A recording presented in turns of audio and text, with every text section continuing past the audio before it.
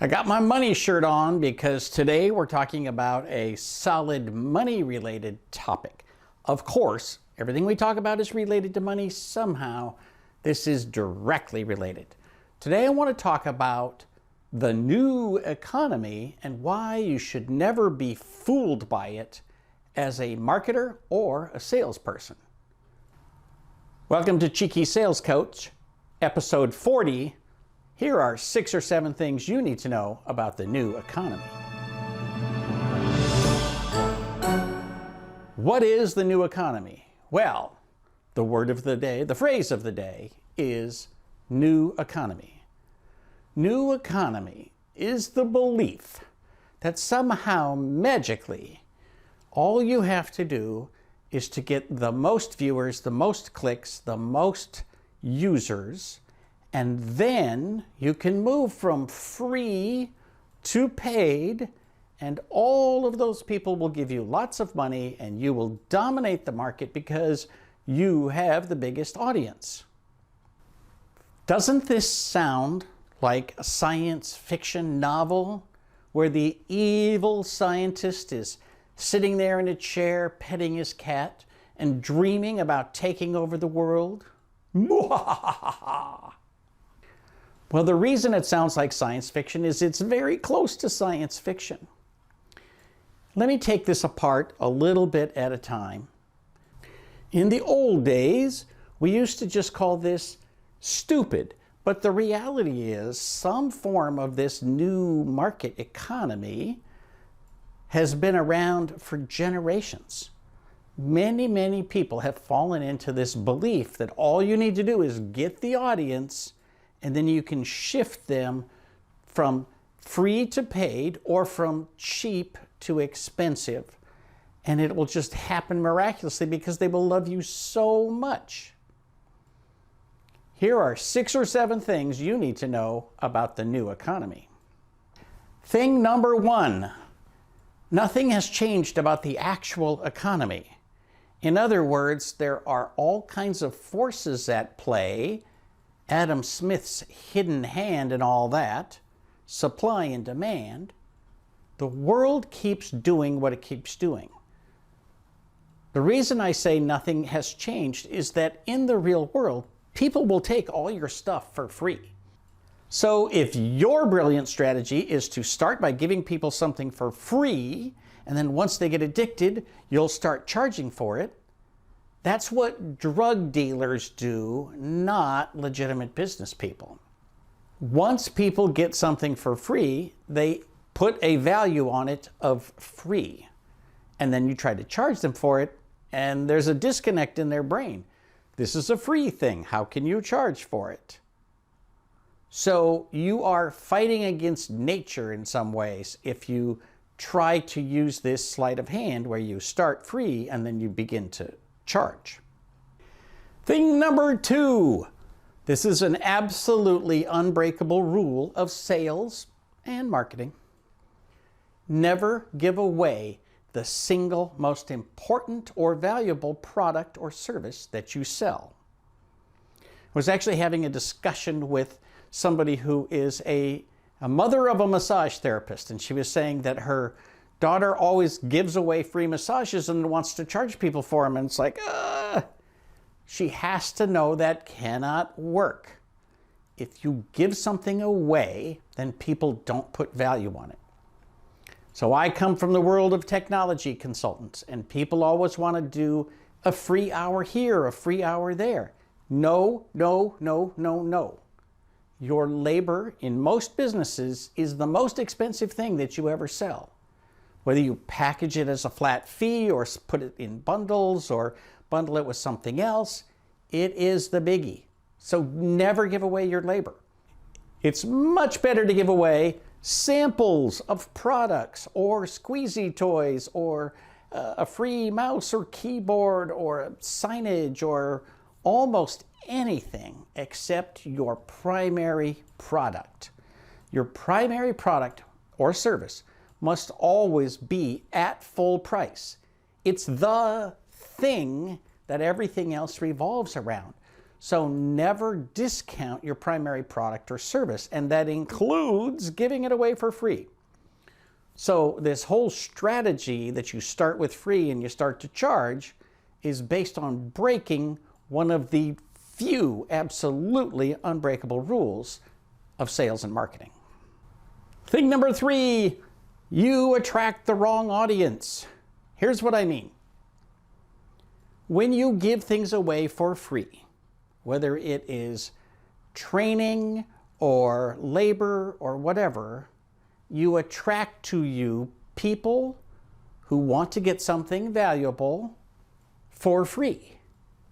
So you have collected an audience of non-buyers. And I see this all the time in the events business. People have free events. Well, you all know this. There's no such thing as a free anything. So somebody is paying for it. And it turns out these events are paid for by vendors. So when you sit down, you're like, oh, I get to see this amazing thing for cheap or free. And then it turns out to be one vendor presentation after another, which is fine. There's totally a place for that. But what you have is an audience who will not then be likely to move to an expensive paid event. So you see people who go to free events and then they're asked to pay for their own lunch, $10, $12, and they begrudge the fact that they have to pay for lunch. Or there's a real great community event or industry event that costs $500 and they say, oh, no, I don't need all that. I can get training for free. I can get industry news for free. I can get stuff for free. And so it's really hard to convert people who don't buy into people who do buy.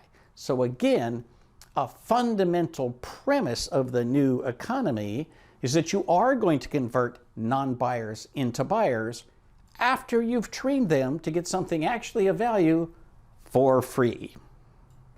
Thing number 4, you've built your own competition. One of the things that happens if you're successful in growing an audience that doesn't pay is that you've got a new product or service that you're offering to the world. And if you're successful, what happens in any economy? You get copycats. There was a time when people paid for lots of software that then became free.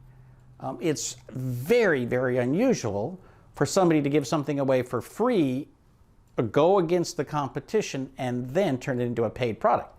I'll tell you the big loser, the perfect example of this is Microsoft. They built up this massive browser economy, built an entire nation, an entire world full of people who use the browser and expect it for free, and they have never been able to charge 1 penny for a superior or upgraded browser.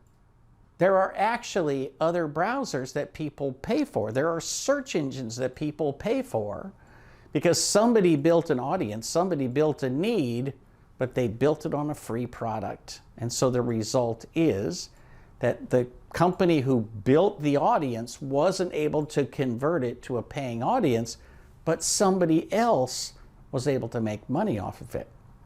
So remember, the audience that you build may be an audience for your competition and not for you. And if your competition charges 1 penny and takes over your audience, they're going to make a ton of money because you're charging nothing.